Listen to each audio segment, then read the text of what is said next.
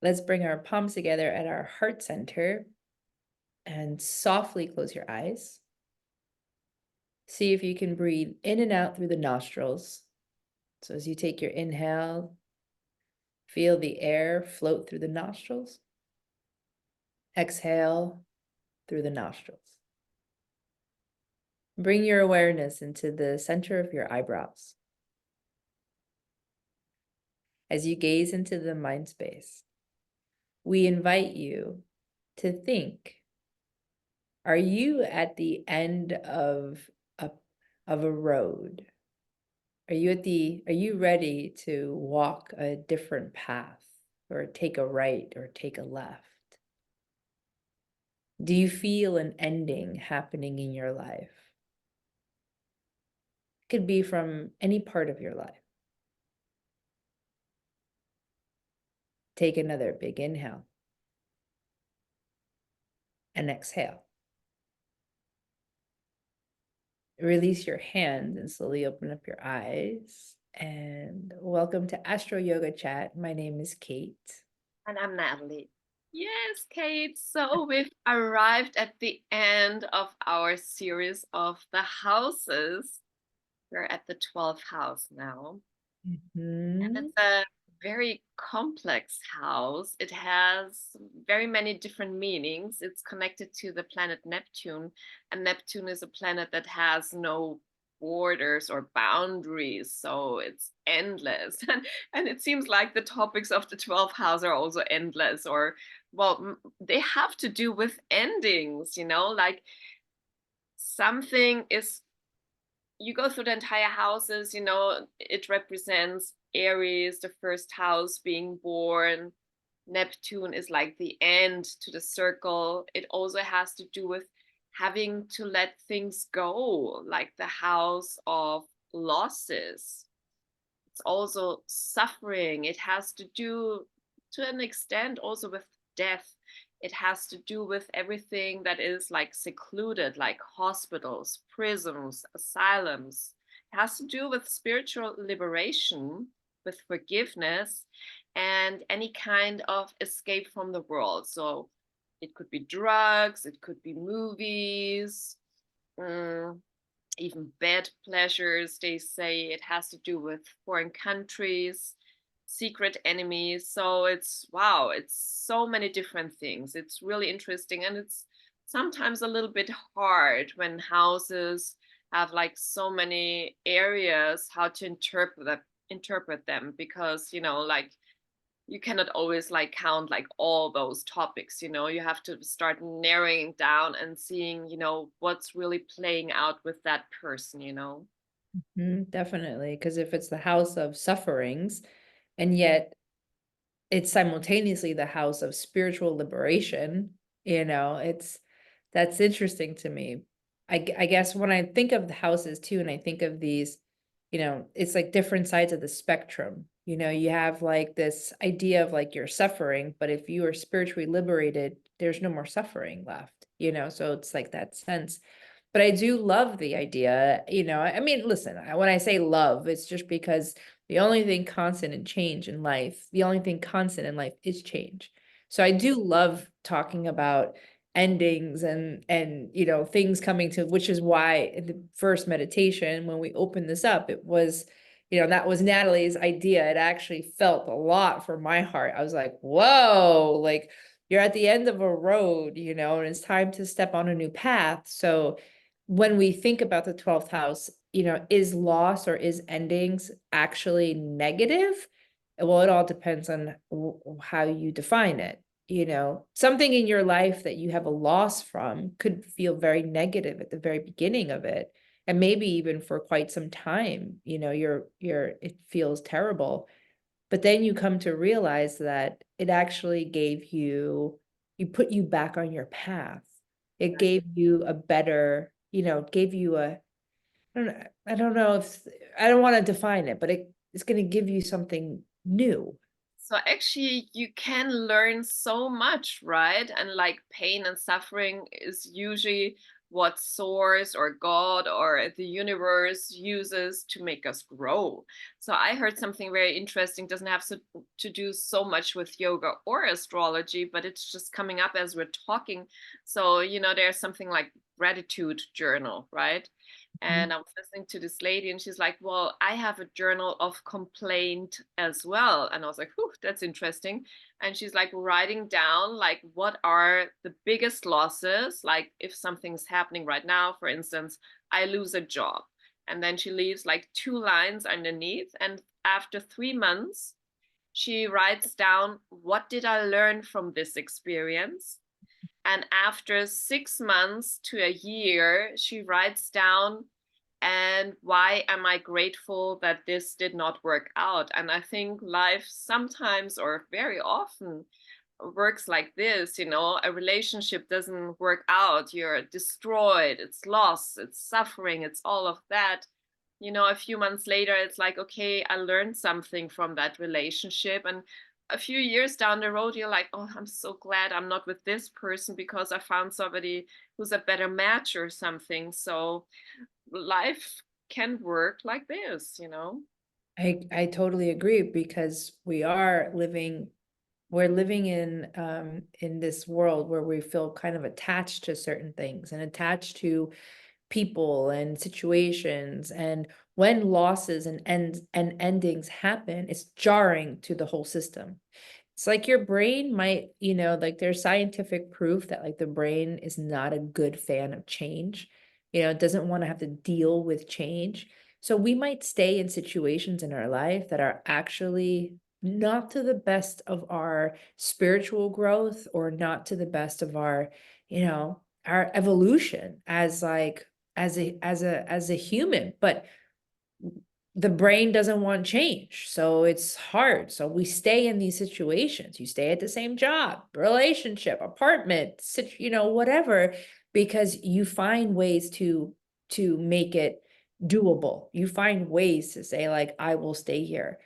Now that's where yoga comes in, and I find this to be very interesting, because when you start opening up your spiritual energy, your layer, it's like you can't really talk yourself into the bullshit. You can't really accept certain things when you know that that's not serving your soul. And then somehow, so then it's like very interesting, because then, like, okay, now you're at this crossroad, you're at the end of a road, and you have to decide, am I going to continue to feed this habit, this cycle, this relationship, this whatever, or am I going to make maybe little tiny changes? I think sometimes endings and losses scare people, because there's this feeling of, we all have this image of somebody, those two mountains, right? I shouldn't say we all, just let's visualize this. Two mountains, and you have a little person on one mountain, and in order to get to the next mountain, you have to take that leap of faith. And you have to jump over, and you have to like, and I think that when it comes to ending something, you feel like you're jumping off the mountain, and am I going to land?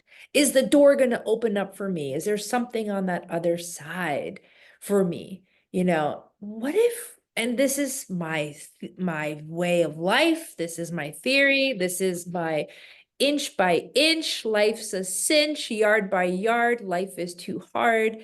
What if you just take like a little step towards a new beginning in your life? What if you just take it step by step? And so that way, these endings and these losses or these shifts and changes for you don't feel so jarring? And maybe also, like, when you have such a grip onto things or situations, whatever is in your life, like, can you just let go? And I think the 12th house has to do with just letting go. Maybe we're not even at the point where we take steps to change it, but first of all, you have to let it go, right? And that's also something that yoga teaches us so much. So, yes, for poses, we need strength to hold it, but a big part is like what do you hold? What muscles do you use? And definitely, you don't need to hold the shoulders up in Warrior Two. You can relax the shoulders. You're holding the arms, you're staying grounded in your legs, and all of this. You don't need to hold the muscles in your face and by the jaw. So it's being strong but still letting go. And in other forms of yoga, like restorative or yin, it even has to do so much more with letting go. So yoga again, is a practice for life of just how to let go of too much grip and holding on to.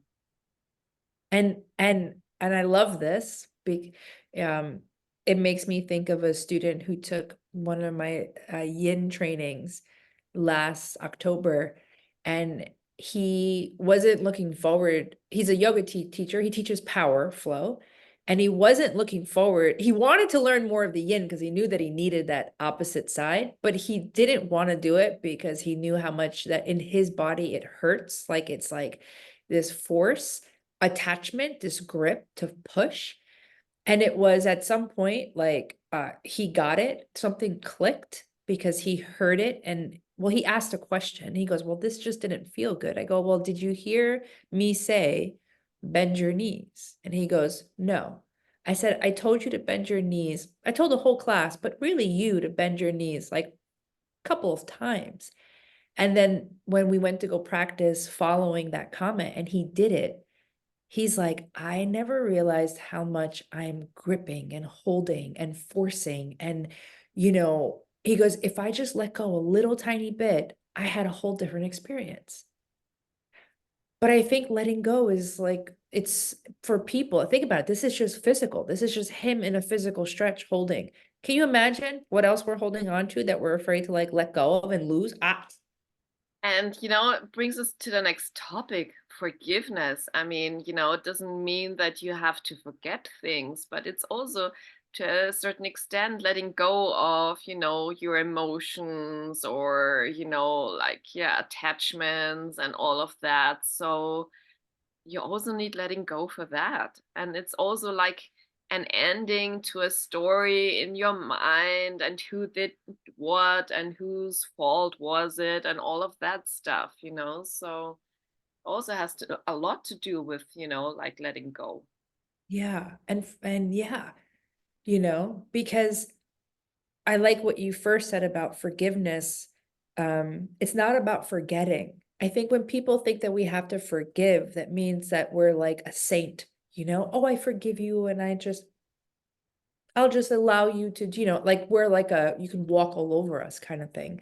It's like, no, because when we don't forgive, we're the ones that suffer because we're the ones that replay the memory over and over and over in our mind. And we replay that tension in your body. I think people forget that, like, which I understand, but we need to like snap out of this. Your body is listening to your mind. So why do we move? We're not moving for washboard abs, for goodness sakes, to say like, I'm going to practice yoga so I can look hot in my bikini. Listen, I want to look hot in my bikini too, okay? But that's not what this is about. This is about getting your energies moving and flowing and, and not having the blockages and not having the stress. So being able to learn how to forgive, being able to learn how to take all of that stress mind stuff and, find liberation from it.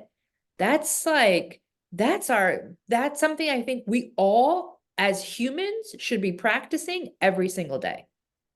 And it also has to do this feeling like of escaping the world, right? Like 12th house. Many things you can do to escape the world. Some people take drugs, some people go to the movies and watch a movie or Netflix, or some people come to yoga because it gives you a certain distance to your problems and it's moving things out of your body. And afterwards, you feel relieved. You had a little bit of a break of your suffering and all of that. So I mean, people come back because it just feels good, right? Yeah. Yeah. When I, I mean, we all go through challenging times in our life, of course, but I remember like going through a lot of my challenges and where do I find myself on the yoga mat? in child's pose, most likely crying in child's pose, but I find myself in child pose, you know? And there's this sense um of comfort and safeness of knowing that for this short amount of time on my yoga mat, I'm going to move all that energy that I'm holding on to, the feelings, the thoughts, the tears of this. I'm going to be moving it out to give me more space, you know? And what if, because when you said earlier, I think this was before we press record, but you were like, endings are, endings are new beginnings, right? So like when you're done with your yoga practice and you're done with your yoga class, when you get up, why do we all feel so amazing? It's like a new beginning into your, A reset, right? yeah, yeah, you know, Like as for the letting go, like I already said in one of the episodes, when I did my yoga teacher training, I had nightmares and nightmares and nightmares, mostly of relationships. But I was letting go of a lot of stuck energy. So 12th house has to do with sleep and dreams. So there is a lot of letting go in those areas. And if you can't let go, obviously you also cannot sleep. And it's a very interesting thing that you can observe. So when Mars is in the 12th house, it usually takes like, 6 to 7 weeks, unless he's going retrograde. That would be, a few months, but that can indicate problems with sleep also if he's opposing it. So when he's in the 6th house of health, that could also bring troubles with sleeping. But yeah, or very agitated when you sleep, very agitated dreams, Mars, energy and fire and all of that. So it's very interesting how that plays out too. yeah, absolutely. And when you said about sleep, I will touch base on this very briefly, but there is a meditation practice called Yoga Nidra. Nidra in Sanskrit means sleep, and it's a meditation practice that has completely saved me. I needed Yoga Nidra. Yoga Nidra came into my life, and then it created a beautiful foundation for me in my life for meditation, understanding true relaxation, understanding the makings of like the different layers of your body. So your physical, energetic, mental, emotional, and spiritual, how you can have outer body experiences in Yoga Nidra, and how you could also be like lucid dreaming. So you're awake, but you're not because you're working in different brain waves. So the practice of Yoga Nidra, just in case if you have yet to come across it, I would highly recommend. It's done entirely in Shavasana. So you're laying on your back, you're completely relaxed throughout the whole thing, and you're guided throughout the whole experience. It is a meditation practice that I hold super high regard for. Yoga Nidra, the art of conscious relaxation. It's really a wonderful thing. It is. Yeah. Maybe I want to talk a little bit um, about some examples how that can play out. So I was reading a few clients and I saw, for instance, children, ruler of the 5th house goes to the 12th. I'm like, oh my God, that means, this person is going to lose a child. Well, it turns out that the child is living in a foreign country, right? So person did not lose a child, it could mean that, but the child was very far away or something like that. So for instance, I have the ruler of my 10th house of career in the 12th house in the Vedic chart. In the Western, I have it in the 11th. But in Vedic, that means I work in foreign countries, which I mostly did. I worked mostly in Germany in my life. I work in an art of escaping because I work in the movie business. I work in spirituality. Spirituality is the 12th house. So that's, how it can play out. And I experienced also a lot of great losses. I lost like every job at some point, or I ended it. So, like huge chapters in my work life ending is also part of my life. So That's how it plays out for me, for instance. It's so interesting. This is why astrology is so it can feel very it's interesting because some people I feel might look at astrology as if it's some like woo-woo thing, but some people look at yoga like it's woo-woo. Or, these are just amazing tools to help you connect and get to know yourself. Or, just to get to know, maybe not even get to know yourself, but to be connected to yourself. I don't even think it's. And also, I want to say, like, when you read for clients or you observe in your own life or with your family members, it's also really interesting when you see transits coming out up and you see how they play out. So, in evolutionary astrology, they say it depends on the level of the development of the soul, right? So when we talk about the 12th house, you have a lot of planets in the 12th house. Well, could you be a drug addict? Yeah, if the soul hasn't experienced or learned so much, that's probably the easiest thing to drop into. But if you had a lot of development, and you're very far, maybe if you're at the, as you said, the other spectrum, you're close to spiritual liberation and stuff like this. And I see it with, Pluto transits with my friends or Saturn transits. Some people suffer a lot. They have a lot of deaths and, sickness and disease and all that stuff happening in their life. And some people go through it quite easily because they did so much learning and development already. It's maybe just a little bit of a time of standstill or going inward, and for some of them it's just way easier. So also I think it always has to do with, do you fight what the planets or the transits are teaching you? Then it's Mm, always suffering. Yeah, so yeah. if you work against the energy of the universe, what it's representing right now and showing you, then you always suffer. But if you go with the flow and you work with it and you're, willing to let things go or relax into it, then you can really float much easier through certain transits. And isn't that our spiritual also practice is going with the flow? There is I thought I thought that this is a little I'm going to go off tangent for 1 second, but I was just at the Shivananda ashram, right? And I think last week I don't know if I mentioned the whole uh uh deity, the goddess. Did I talk about the goddess of Lakshmi? Sure. Yes, with the guitar. It's not Lakshmi, it's Saraswati. Oh, yes, of music and Of art. music and arts, but like for whatever reason, I'm like, oh, that's a different depiction of Lakshmi. That's amazing. Maybe because I've been studying Lakshmi and I wanted her to be Lakshmi, but she's really Saraswati. Doesn't matter. It's feminine. I'm all about it. I'm like, goddess, bring it in, bring it in. Like bring in that energy. Um, but she is the Saraswati. I brought this up because she is the goddess also of going with the flow. So Hmm. I was doing some research on her now that I know actually who she is. I'm like, okay, I need to bring you into my life. And she's actually the goddess of going with the flow.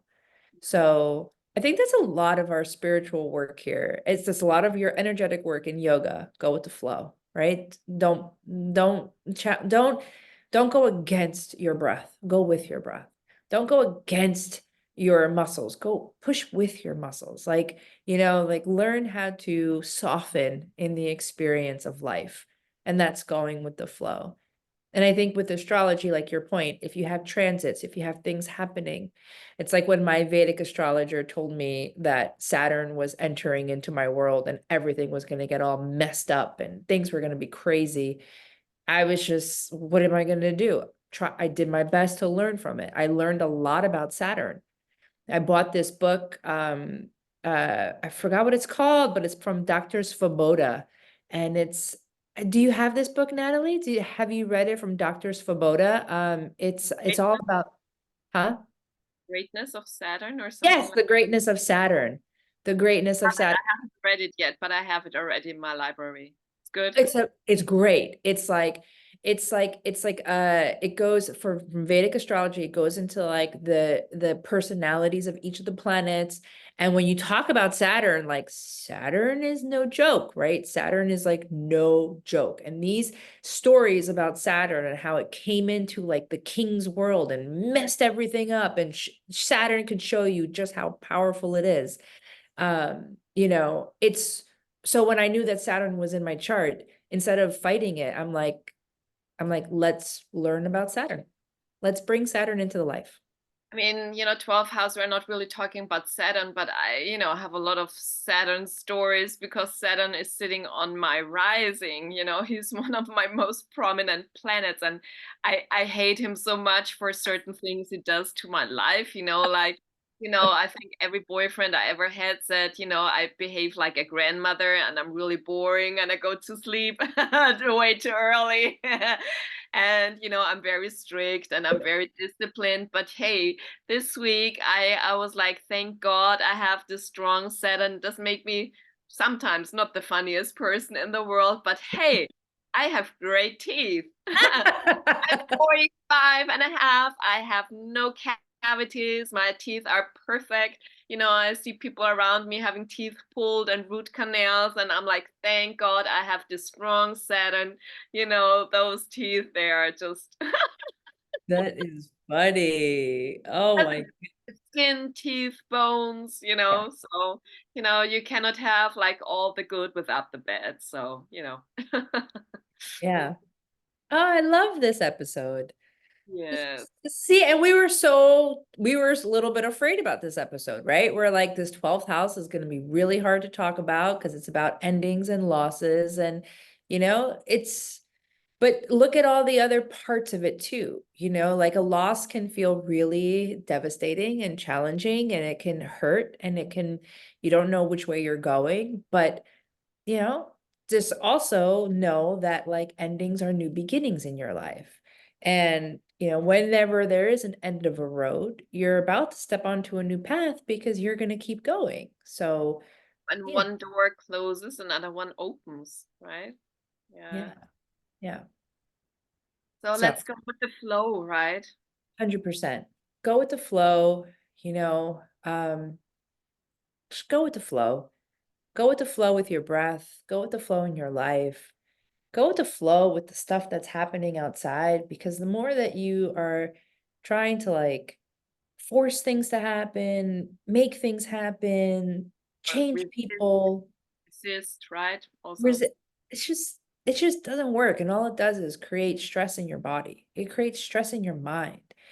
And then, again, I'm going to constantly remind us, your body is listening to your mind, right? Your body is listening. And this is where we live. So if this is not strong and healthy, right? And if this is not strong and healthy, then this is going to also break down. But this is where we live, not this house. This house, these four walls that I'm sitting in right here, I can leave tomorrow and I can be someplace else. I can go someplace else. It's fine. But this is where I dwell for right. this lifetime. Yes. That's wonderful, Kate. Yeah. Should we bring our palms together? Yes, for sure. Yeah. Okay, so I'm going to ask us once again to think of that end of the road, right? And it's time to step on a new path. So with your eyes closed, gaze into the center of your eyebrows and visualize where in your life you might be coming to an end of a road. And then don't be afraid. Because remember, you're going to keep going. You're not going to be stuck without any place to go. And you're going to step onto a brand new path. So take a deep breath in